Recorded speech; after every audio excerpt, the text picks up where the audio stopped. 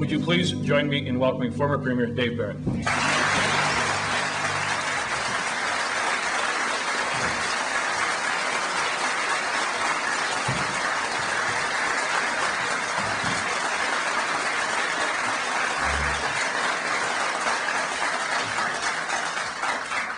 Thank you for giving me such a round of applause, especially when my wife is with me. I want to say a few words about the nature of what is taking place here first. The media, to a large extent, cannot possibly comprehend that people in public life with different philosophical backgrounds can be friends with each other, can influence each other, and both work from their own perspectives for a better British Columbia. And I think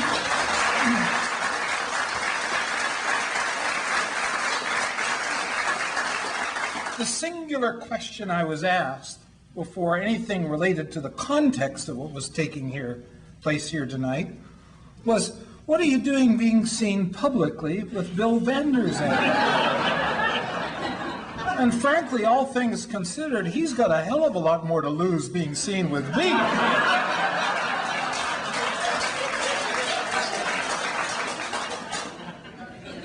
But I want to say this very honestly. MacPhail, Delaney, Ms. Carr, Vander Zalm are speaking not as party people, but as British Columbians. And that's what the difference is all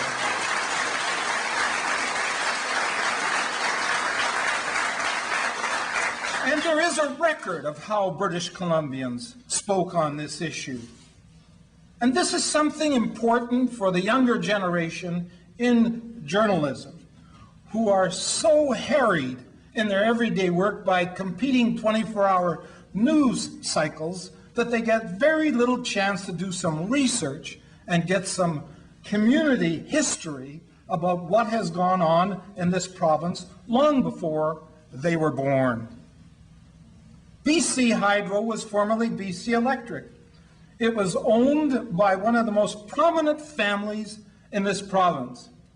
The last chief officer at BC Hydro was Del Grauer, a finer British Columbian you could not meet as a person. He was a backer of my own profession. He was, indeed, a social worker. Can't get any finer than that as far back. But the Grauer family pioneered the development of BC Electric, a publicly held company with shares trading on the Toronto Stock Exchange.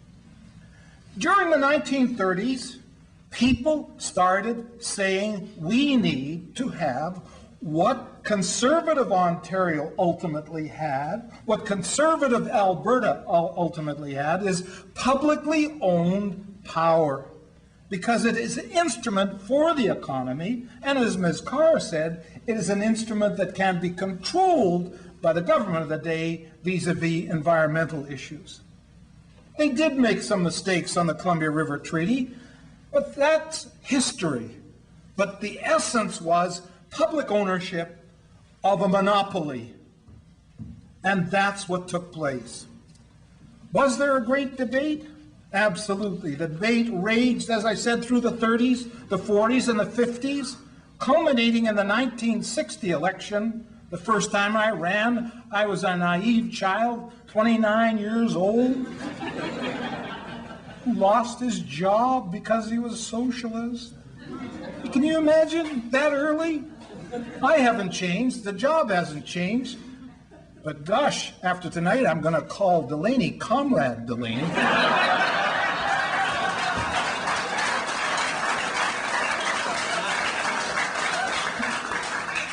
What took place? What took place in the House? On August the 2nd, 1961, while the CCF was transforming itself into the New Democratic Party, a special session had been called because W.A.C. Bennett, that great populist free enterpriser, had nationalized BC Electric. Now, I want to tell you this because it won't show up in the press tomorrow because it destroys mythology. It was the only instance in the history of this province that a government nationalized private property that was doing business.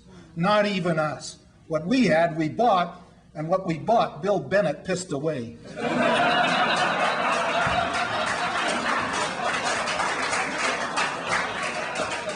Anybody here got brick shares?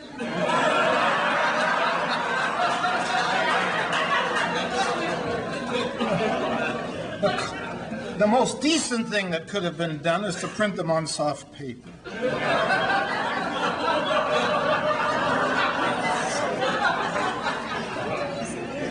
Here are the journals. Here are the journals, and I want the journalists sincerely to understand what is taking place tonight took place some 40 years ago. Second reading of the bill. The House resumed the adjourned debate on the motion of second reading of Bill number 5, entitled An Act to Provide for the Reorganization of the British Columbia Electric Company Limited and the Development of Power Resources. 8 p.m. Wednesday, August the 2nd, 1961. The bill was read a second time. No debate, just a vote. 50 members in the House. Liberals. Liberals were there. Some of the finest people that were in the Liberal Party in British Columbia were there. One of them is Justice Harry McKay, who just recently passed away. Gordon Gibson Sr., Ray Perot, Senator. This is the vote. 50 zip. 50 to nothing. It was unanimous of every elected political party in this province that BC Electric become BC Hydro. This is not a strange and unusual collection. This collection happened 40 years ago for a principle of public ownership of BC Electric.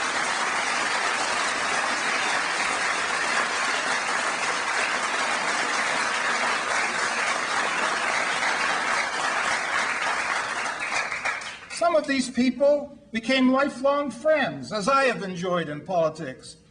They have tried to convince me, I've tried to convince them, they will never vote for me, and I'll never vote for them. But we can still be friends, and on some issues, agree for the betterment of British Columbia. That's what's taking place here tonight. That is not what is taking place in our legislature, which is the most damning thing in our history that I can think of in the past 100 years.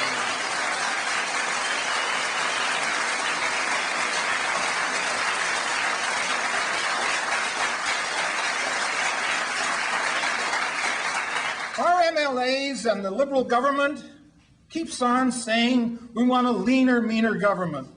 And they've kept their province. It's leaner and it's meaner, all right, except they each get an extra $150 a day in expenses. Oh, they don't talk about that stuff anymore, you know. No, not at all. Cut minute wages from $8 to $6. I guess the difference with the $2 made up for the tips that they have on their $150 a day. They have taken care of themselves in a crass way. They have become arrogant. They have become removed. And on top of that, they glory in their ignorance. They glory in their ignorance.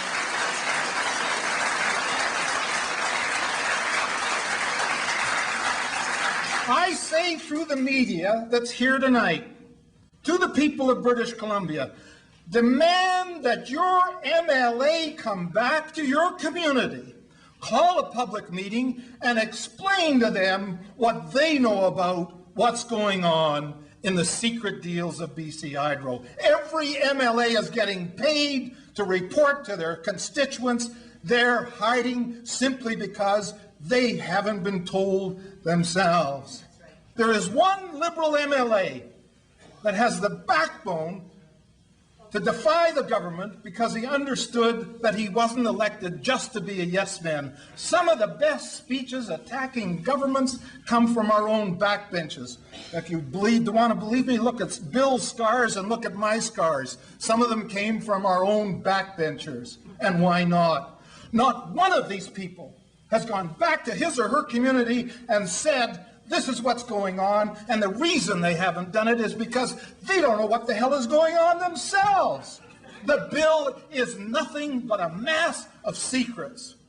They have taken the instrument of company law in this province and put the bill to privatize BC Hydro under that law, so it immediately stops any public access to the deal.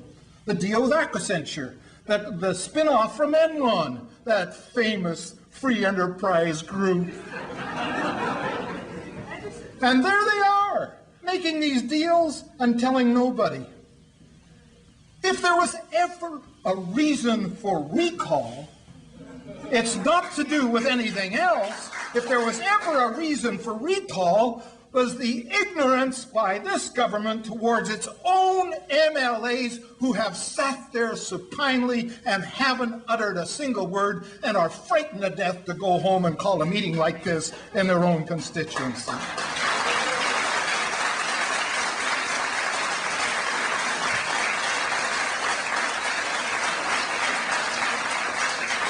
And frankly, I'm not running for office, so I can now attack the media.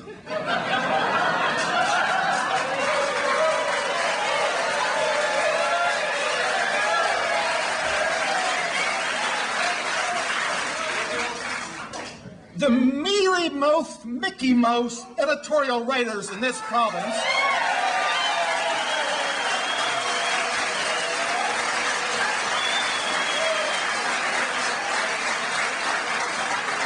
not the working journalists. They know to get along, they have to go along. But the editorial writers, the owners, and the publishers, if the NDP were in power doing this, there would be headlines, "Danger, the Reds are here!" They would think this had nothing to do with the Peace River, but the Red River. The reality is, the popular media in print has failed the people of this province on this issue.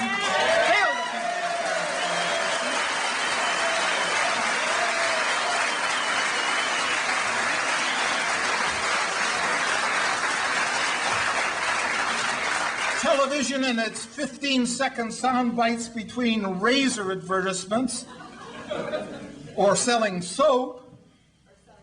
Selling soap is in competition with the provincial government. Really? It is unbelievable that we are not getting the day-to-day blow-by-blow information. I can tell you what the batting average of Sammy Sosa is, and he's been caught with a cork bat. But I can't tell you what the hell is going on in the legislature because they don't publish the daily statements or non-statements. It's boring. Can you spell kickbacks? Can you spell New York Times? Madam, this is not a meeting about kickbacks. This is a meeting about kick-ass.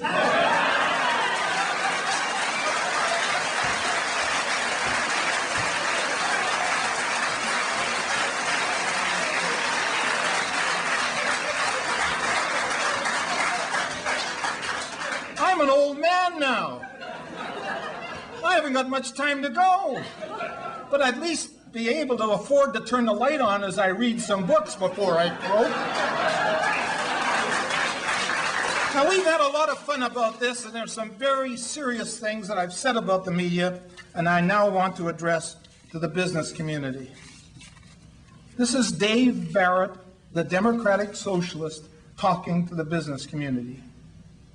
Friends, you are in deep doo-doo.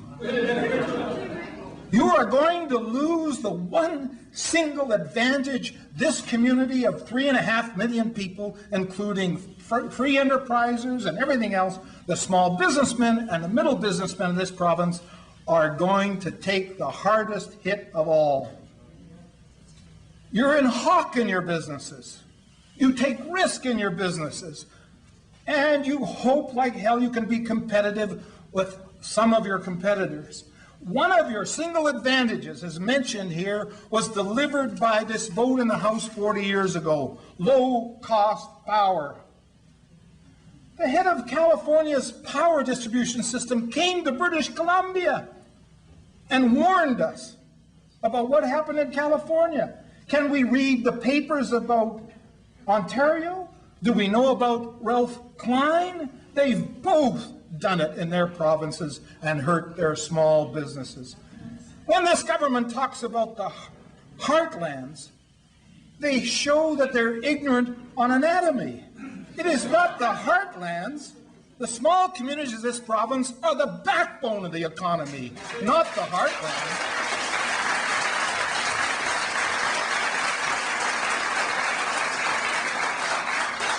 Secrecy in government must not be allowed in a democratic society.